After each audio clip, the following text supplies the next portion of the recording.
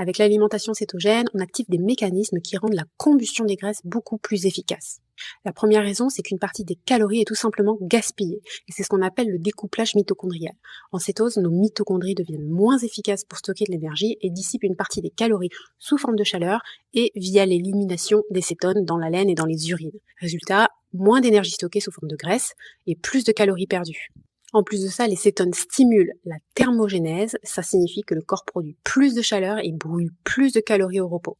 La deuxième raison, c'est la néoglucogénèse. J'en ai déjà parlé dans un post précédent, mais pour rappel, lorsqu'il n'y a plus de glucides disponibles, le corps fabrique son propre glucose et c'est un processus qui est très énergivore.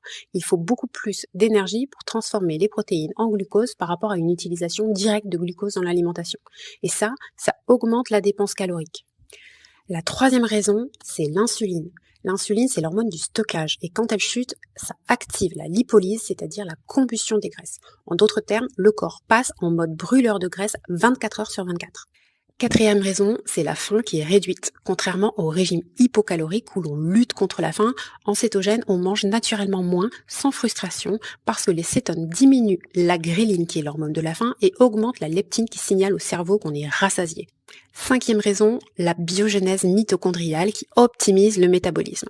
En cétose, le corps crée de nouvelles mitochondries et optimise celles qu'il a déjà. Donc on améliore son métabolisme et on devient plus performant pour brûler du gras sur le long terme.